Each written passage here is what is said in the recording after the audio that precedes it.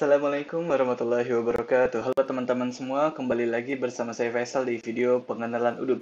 Dan pada kesempatan kali ini kita akan mencoba mengubah format template laporan keuangan yang ada di Udu sesuai dengan format yang umum digunakan di Indonesia. Nah, mungkin sebagai pengantar kita coba cek dulu nih gimana sih format laporan Udu yang sekarang. Jadi untuk untuk melihat format laporannya atau untuk melihat laporannya, jadi kita di sini akan fokus ke dua laporan. Yang pertama ada laporan balance sheet atau neraca saldo, dan yang kedua ada profit and loss atau laporan laba rugi gitu.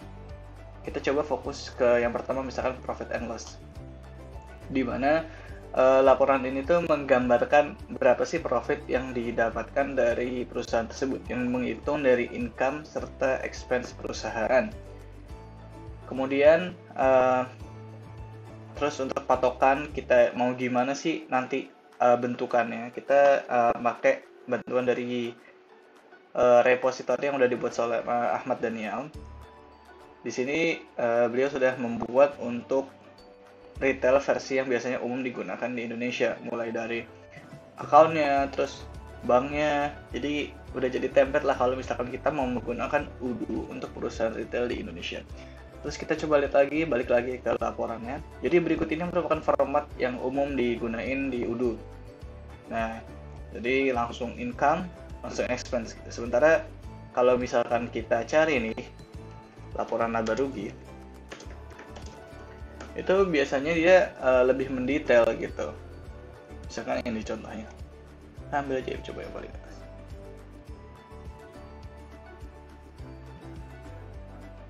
Biasanya kalau teman-teman lihat kayak ada detailnya gitu, kategori atasnya nggak langsung beban, nggak langsung income sama expense, ada kayak HPP-nya, ada pendapatan dan keuntungan lain-lain, dan seterusnya. Nah,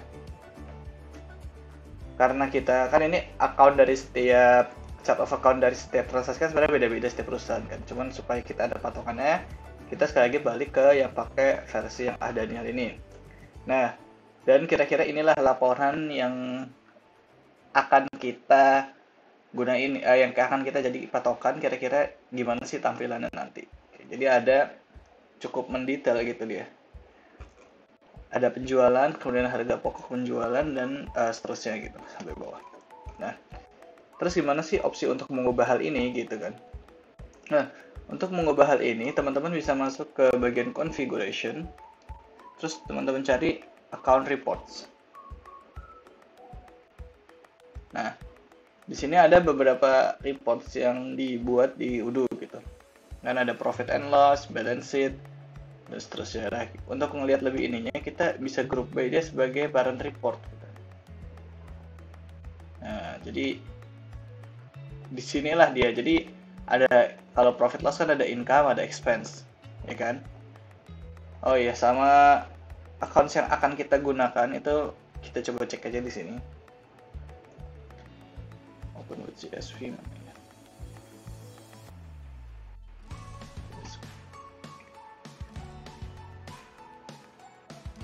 Nah, kita patokannya di sini.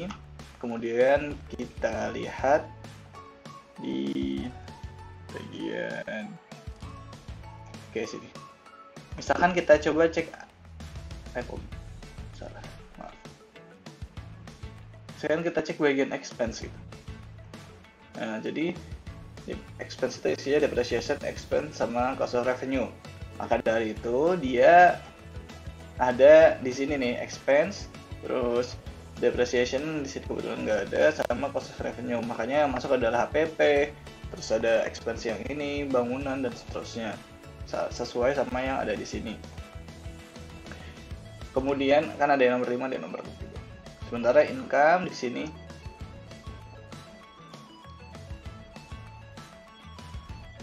itu ya ada income sama income loh.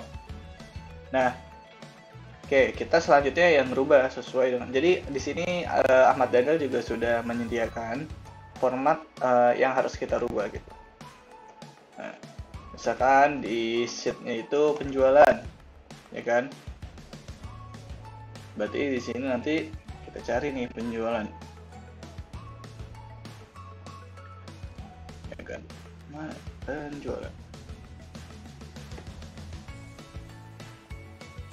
Nih. Atau kan sama aja penjualan sama pendapatan. Berarti yang ini kan. Oke, terus nanti di sini ada apa aja? Income gitu.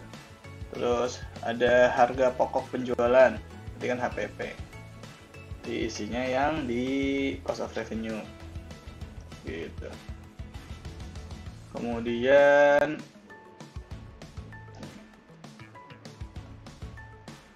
ini HPP. Cost of revenue. Semua HPP masuk ke situ. Oke. Selanjutnya, nah untuk merubahnya kita di sini pilih dulu income-nya, kita rubah misalkan namanya jadi kita edit. Terus di sini kita sesuaikan sama yang ada di sheet, yaitu adalah penjualan. Penjualan, terus isinya itu adalah kita lihat di sini, ini baru adalah income. Income doang gitu, berarti si ininya nggak ada. Salah. Hapus.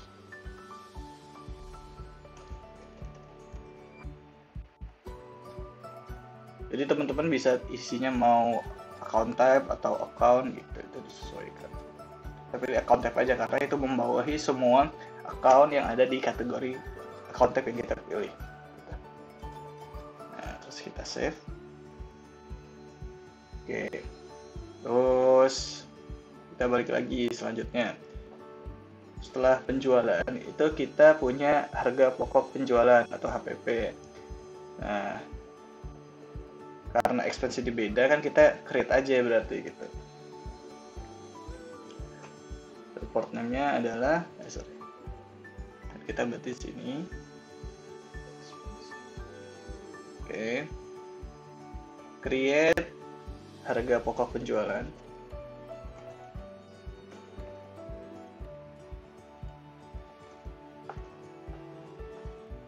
Sequence-nya 0 sama. Kemudian nanti di sini isinya itu semua HPP, berarti adalah cost of revenue. Terus parentnya laba rugi. Oke. Profit and loss gitu. Kemudian tipenya account type karena dia membawahi HPP cost of revenue gitu, atau cost of goods sold guys. Oke, kita pilih dan sekarang kita sequence-nya kita sesuaikan juga, ketinggalan sequence-nya adalah 20.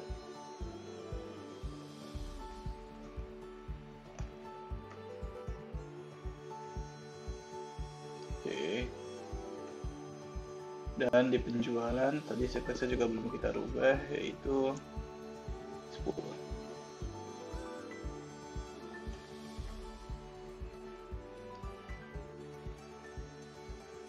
Oke, sekarang kita tambahkan lagi dia selanjutnya itu ada laba rugi kotor.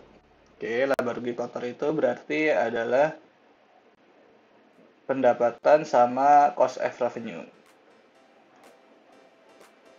Jadi dia total nih laba rugi kotor, total pendapatan sama total barang atau COGS yang kita punya. Tuh. Dan berarti kita nambahinnya di sini sama create. Terus laba rugi kotor.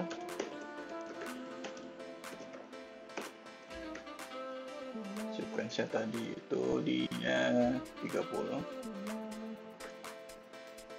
Dan reverse balance line. Nanti kita coba bahas. Terus habis itu parentnya dia parentnya no detail. Parentnya sama laba rugi. Terus type-nya account type, align, income sama cost of revenue. Financial type-nya automatic. Sama semua.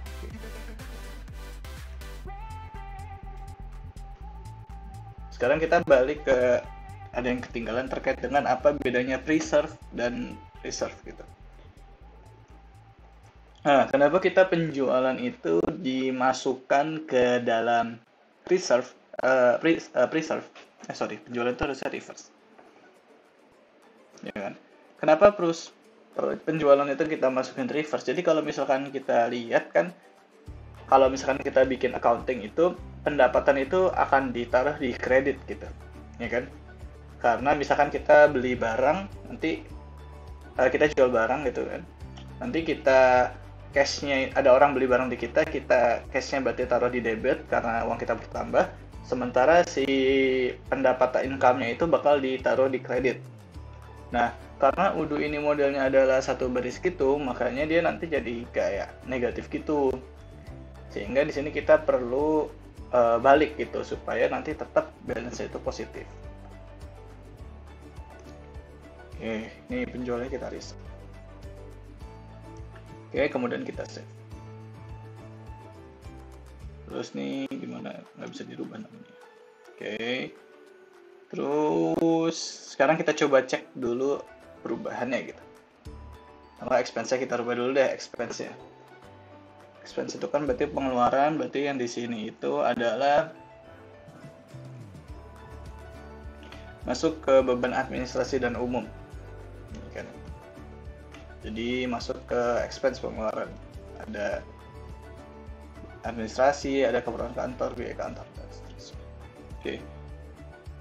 Berarti di sini masuk ke beban administrasi dan umum.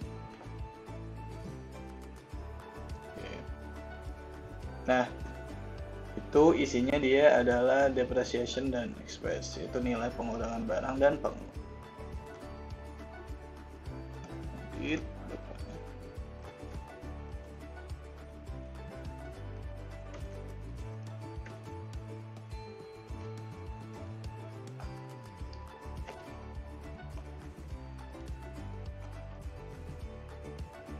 Sequence-nya dia 40.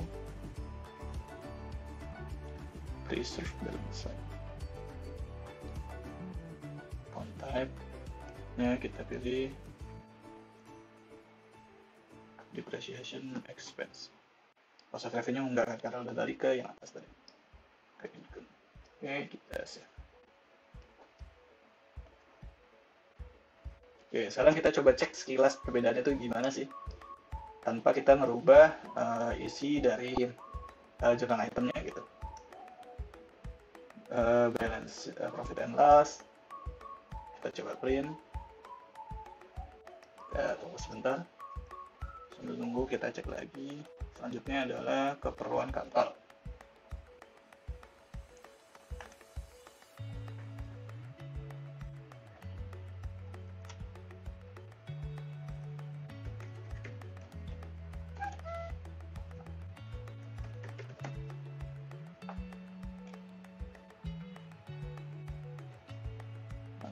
Oke.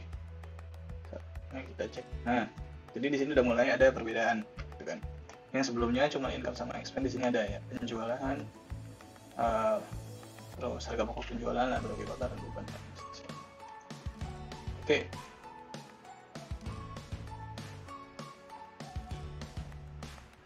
Keperluan kantor, mana ya, beban, gaji dan upah.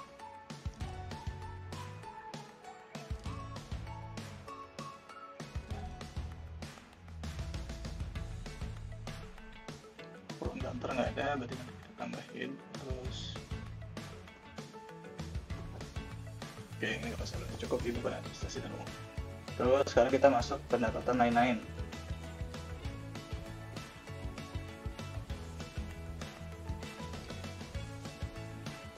Dan tambah rugi bersih. Oke. Ini pendapatan lain-lain.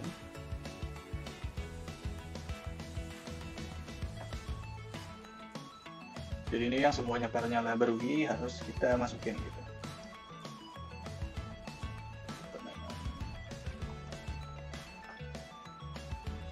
Configuration, kemudian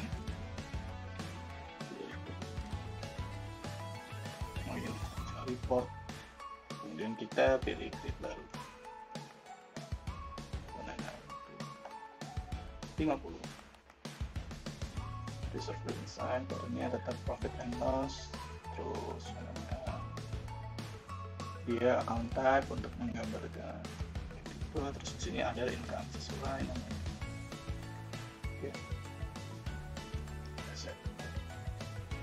Terus kita masuk ke yang selanjutnya, yaitu beban lain-lain.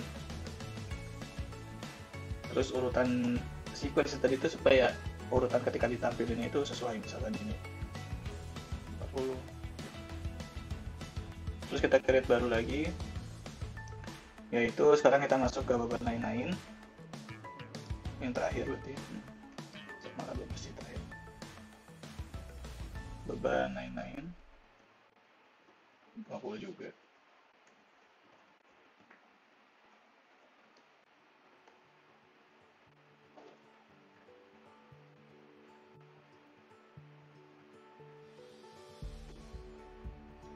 Counter, terus di sini ada expense, under expense.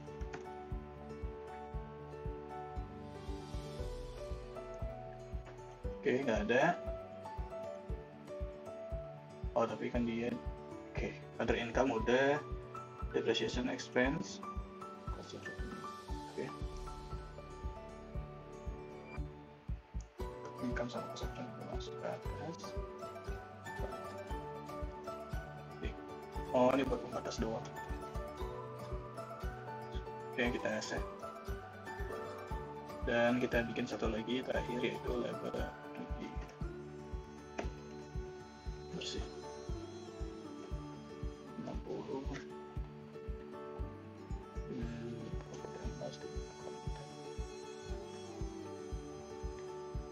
Semuanya dari ini. Terus ya reverse juga.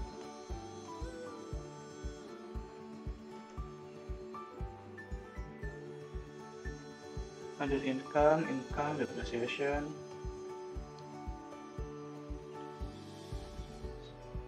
cost of living. Dan sekarang saatnya kita cek gimana sih tampilan dari si balance sheet, profit loss kita. Ini apa saja? Oke, kita.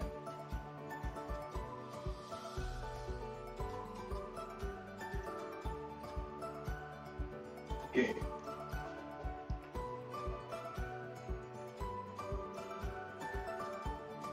Totalnya. Oke. Nah, akhirnya kayak gini deh tampilannya.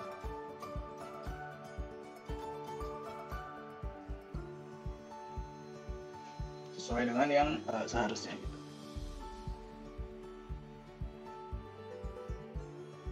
Oke. Jadi kan kayak akhirnya lebih kelihatan gitu kalau penjualannya 79 juta, terus harga pokoknya segini, ya kan? Selama rugi kotornya. Ya, jadinya lebih enak lah kalau dilihat. Oke, nah sekarang kita saatnya masuk ke yang selanjutnya, yaitu masalah balance sheet. Kita cek dulu ya, harga pokok penjualan. Harusnya kan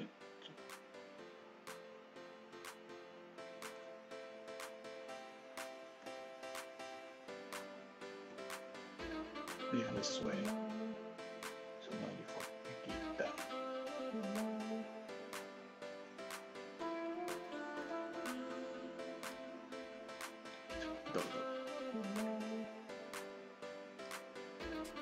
Sekarang kita masuk ke selanjutnya, yaitu financial report yang bagian balance sheet. Nah, balance sheet itu kira-kira seperti ini tampilan seharusnya. Jadi ada aktiva, jadi kan dia untuk tujuannya menghitung antara aset dan liabilities, dimana aset itu termasuk di dalamnya piutang, terus persediaan, pokoknya aktiva lancar, uang, cash. Nah, sementara liability itu kira-kira adalah hutang ditambah sama equity gitu atau modal. Nah, kalau misalkan kita cek nih sekarang Financial report itu isinya kayak gini, nah, sama aset sama liability gitu. Nah, liability-nya ada profit loss to report sama liability-nya gitu. Nah, jadi cara bacanya ya, financial report configuration ini, yang ini kan adalah parent-nya gitu. Jadi di balance sheet isinya ada aset, ada liability. Terus kalau misalkan di bawahnya ada lagi nih, nah berarti itu nanti kayak liability, di bawahnya nanti ada profit loss kita sesuai yang ada di dalam ini. Jadi kalau misalkan kita mau bikin yang berlapis juga kayak hutang dan modal, terus ada hutang, terus ada modal, nah itu juga modelnya berarti kita bikin dua lagi kayak gini. Nah, oke, sekarang kita bikin asetnya dulu. Aset ini secara umum kan kita namain sebagai aktiva, ya kan? Aset itu adalah aktiva yang mana di dalamnya itu ada aktiva lancar, aktiva tidak lancar, persediaan piutang dan cukup. Berarti di sini kita coba namain aja ini jadi aktiva. Kemudian nanti di aktiva itu sama reserve, parent and neraca saldo atau balance sheet.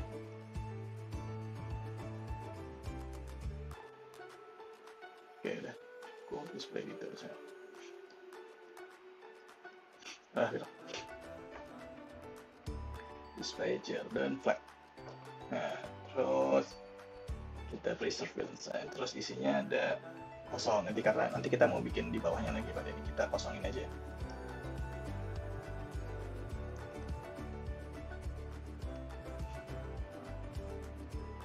Sekarang kita ganti lagi ini supaya kita juga bisa nih, misalkan kita mau ganti supaya bahasa ini juga jadi bahasa saldo.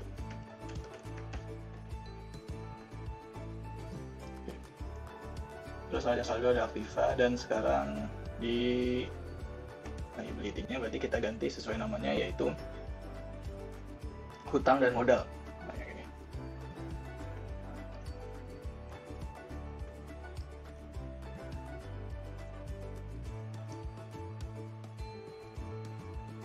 Versinya 20.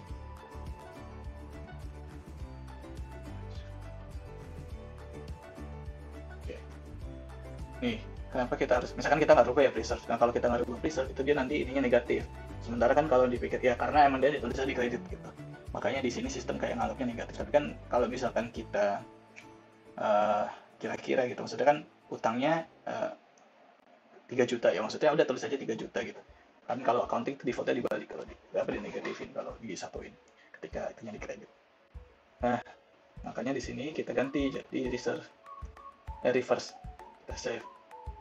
Nah, ketika kita mau reporting lagi, kita cek nih sementara. Oke. Maka nanti dia juga berubah gitu ya, awalnya harusnya negatif karena di kredit jadi positif supaya baca aja lebih enak. Masih negatif ternyata. Dan urutannya terbalik, harusnya aktiva di atas. Oh nggak benar, hutang dan modalnya jadi positif tetap. Karena dia dibalik hasilnya negatif. Cuman kenapa dia jadi di atas, harusnya aktiva di atas. Ini berhubungan sama sequence-nya. Hutang modal itu kan 20. Sementara aktiva itu 0.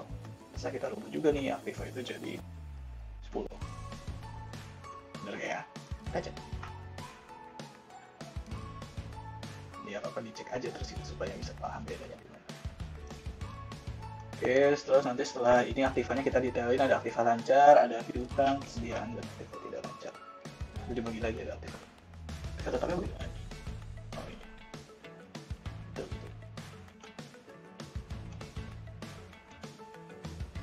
Ini aktiva di atas. Jadi sequence-nya diurutin. Dan neraca saldonya sendiri 0, terus ini 10, di 20. Nah, sekarang kita masuk ke, kita bikin baru, namanya adalah aktiva lancar. Sesuai di sini, selanjutnya ada aktiva lancar 30, terus reserve, karena aktiva tipenya account type. Isinya current asset, prepayment. Current asset, prepayment, dan display harga. Oke.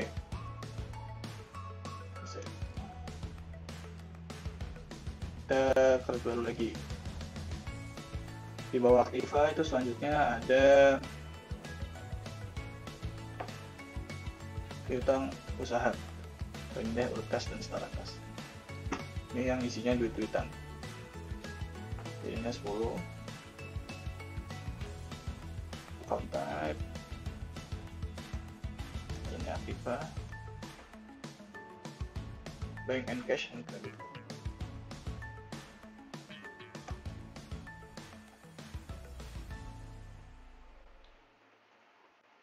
Ini yang terkait dengan keuangan kita. Oke, sekarang kita create baru, namanya piutang usaha. Jadi account type harusnya dengan isinya account receivable. Sequence-nya piutang usaha itu 20.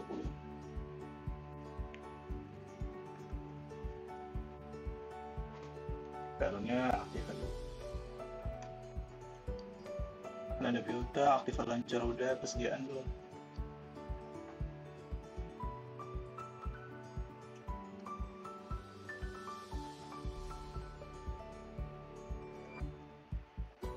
Aktifan lancar, kas dan setara kas, aktifan lancar, sekarang aktifan tidak lancar.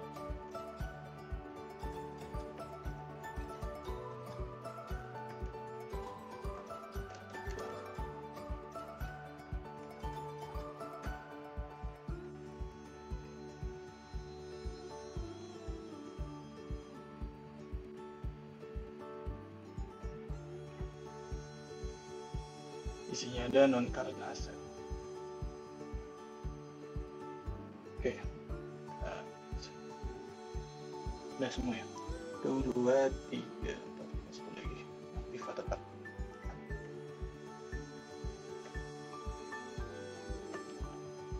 Sequence-nya sama 30. Reserve dan kontak karena aktif. Dan fixed asset. Oke.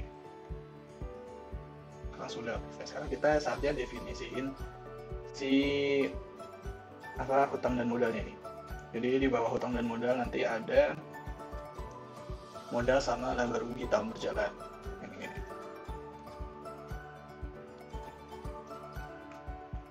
Nah, itu berarti kita di utangnya ditambahin utang.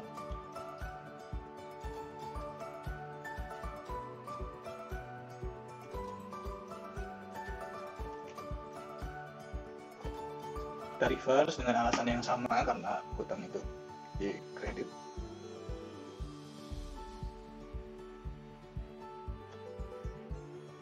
Jadi nggak ada isinya karena emang belum nanti tidak lagi.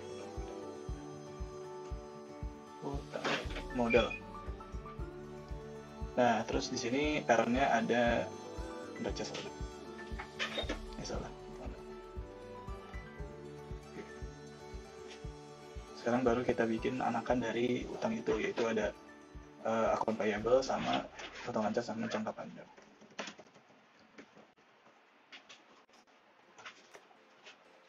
Sama harus kita reserve karena harus kita reverse karena dia kredit.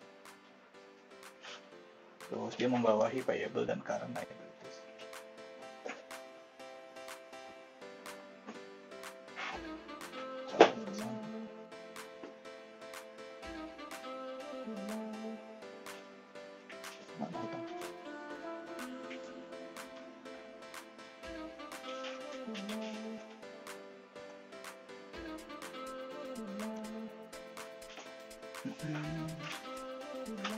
Oke. Payable antar liabilities.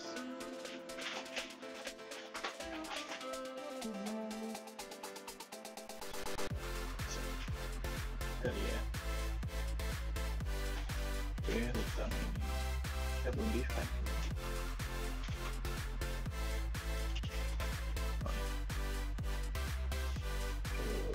hutang, kita pilih lagi hutang tidak lancar, hutang jangka panjang. Sequence-nya di bawah hutang lancar, terus baca caranya hutang kontak, isinya berarti non current liabilities. Sama harus kita reverse supaya dia tidak negatif di laporannya. Dan sekarang kita masuk ke selanjutnya, yaitu di dalam hutang dan modal ada modal dan laba hutang berjalan.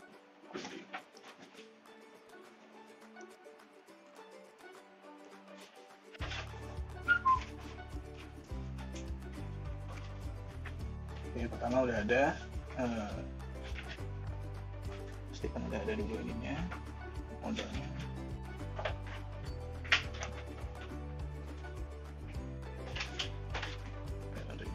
Modal itu ada 3. Oh, yang tadi kita ganti aja jadi modal. Terus dia urutan itu ada di bawah. Sama karena biasanya jadi kreatif, maka di accounting disebut jadi sederhana. Equity, terus current year earnings.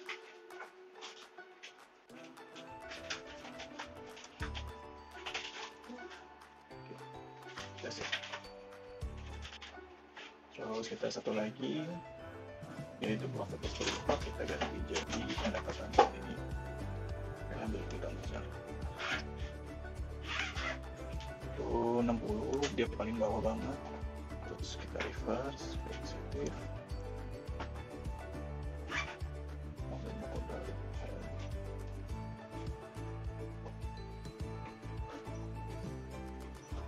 kita harus menjadi account dan akan di bawahnya ada itu ngegambarin sisanya, ada income, depreciation, expense, cost of revenue, pokoknya yang masuk ke dalam expense dan income atau yang masuk ke dalam financial report.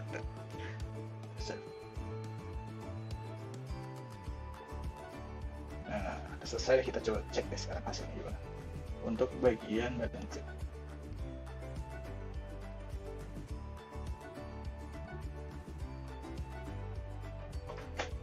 Kita cek sebelumnya.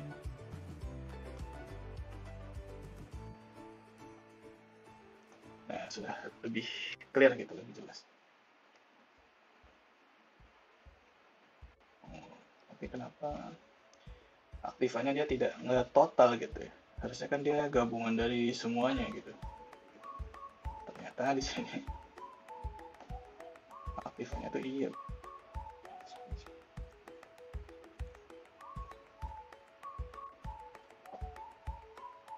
Oh, harusnya kita ganti kali ya tipenya. View automatic formatting. Boleh kita lihat bagaimana cara merubah. Ini saya baca sampai di aktifannya. Oh, pantas di account type harusnya view aja.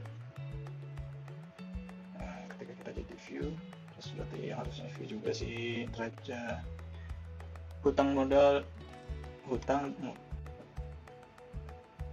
modal juga harusnya view aja udah. Jika dia view maka dia langsung total semuanya. Oh gitu. Jadi aktifat tidak lancarnya juga nih harusnya. Aktifat tidak lancarnya kontak, tapi kebetulan kosong gitu betul. Aktifat tidak lancarnya ya kontak tuh. Terus yang view itu apalagi hutang modal, hutang juga view. Nah, ketika kita reporting.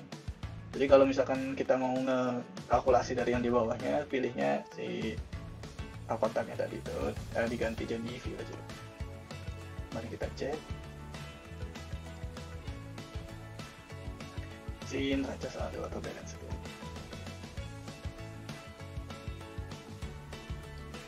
Ya kan, langsung berubah.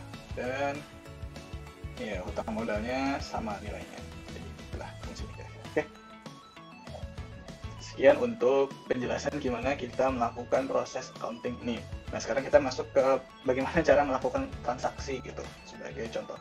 Dan di sini transaksi yang akan saya gunakan adalah gimana cara kita untuk membayar bills gitu. Nah, penasaran? Kita coba stay tune habis ini ya. Oke, see you guys.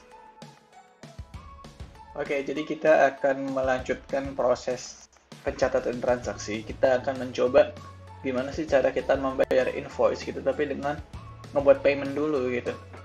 Yang mana jadi misalkan kita mau bayar sebagian doang dari total invoice. Misalnya di sini kita punya invoice buat kita yaitu sebesar 4 juta rupiah gitu.